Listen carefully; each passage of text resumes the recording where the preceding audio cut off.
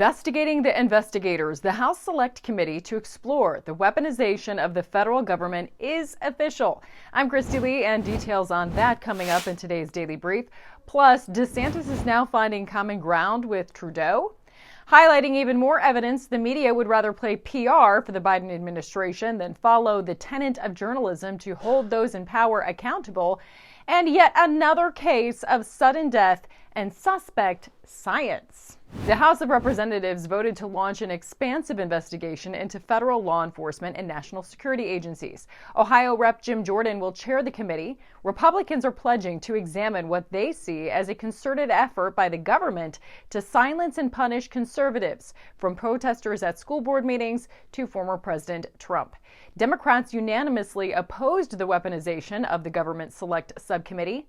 Aren't the D's always saying they're for the people? So why are they aligning with the feds? Republicans have modeled the new subcommittee after the well-respected Church Committee, referring to a 1970s investigation by Senator Frank Church, Democrat of Idaho, that uncovered decades of intelligence and civil liberties abuses, including the surveilling of civil rights groups. Rep. Dan Bishop says the deep state is on notice. The government's massive surveillance apparatus is well documented, but there's still much more that we do not know. We owe it to the American people to reveal the rot within our federal government and cut it out so that it can no longer harm everyday Americans. Mr. Speaker, today we're putting the deep state on notice.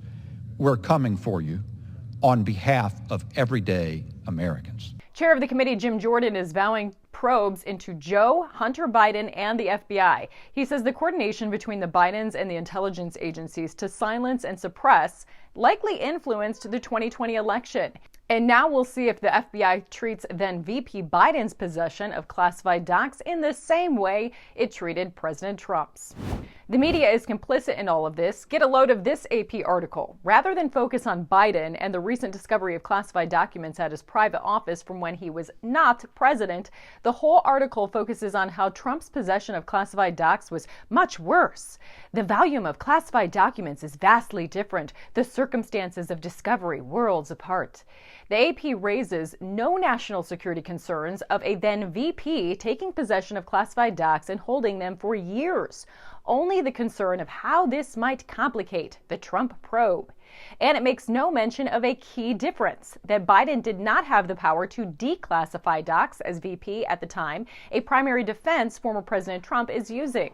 Republicans are requesting a damage assessment from the intelligence community on those classified documents found at Biden's former office. Rep. Mike Turner says that Biden's holding of the documents means he was in potential violation of laws protecting national security, including the Espionage Act and Presidential Records Act. Where the Biden classified doc stash was found is also raising some concern. Penn Biden is affiliated with the University of Pennsylvania.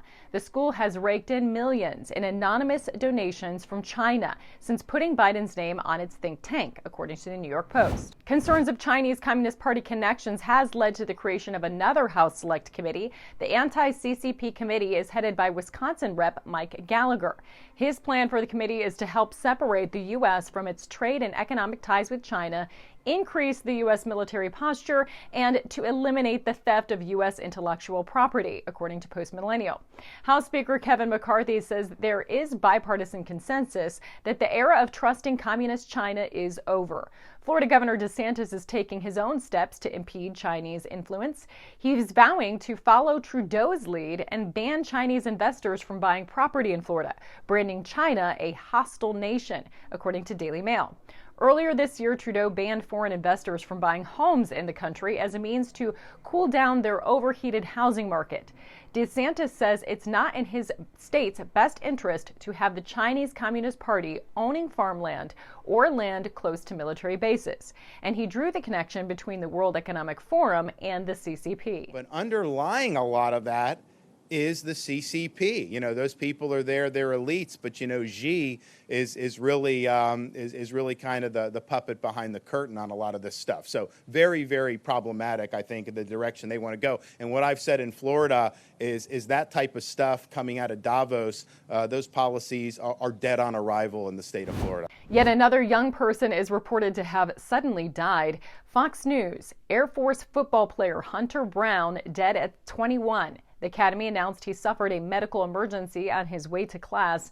The sudden death is reportedly being investigated. But you know there's one possible cause you dare not even mention. It must be literally anything else than the elephant in the room. Perhaps traffic noise, air pollution, hot weather, cold weather, or humid weather. But if you dare question the approved narrative science, Neil deGrasse Tyson will have a meltdown. We don't even know if the vaccine worked or not at the time. Yes, that's what the trials are. Dude, that's why these trials, are you missing data out there? But let me ask you a question. Are we saying only one type of scientists are right? No, we're saying that the system in place. The 16,000 that signed that. No. The system in place to test vaccines. Yeah. There's an entire system that's in place. Reminder, the CDC signed off on giving boosters to children with literally zero testing at all. The Pentagon ends vaccine mandate for U.S. military after Kevin McCarthy demanded to end it, according to Daily Wire. McCarthy also demanded that the administration correct service records and not stand in the way of re-enlisting any service member discharged simply for not taking the COVID vaccine. So to wrap up, a church-style committee is rebooted to investigate federal agencies abusing their power. The corporate-controlled media is complicit and still trying to play cover for the Biden administration. Another committee will focus on stopping CCP influence over the U.S. and just how many young people will have to suddenly die before we truly address the elephant in the room. To learn more, be sure to go to AmericanFaith.com and subscribe to our daily newsletter. For American Faith, I'm Kristi.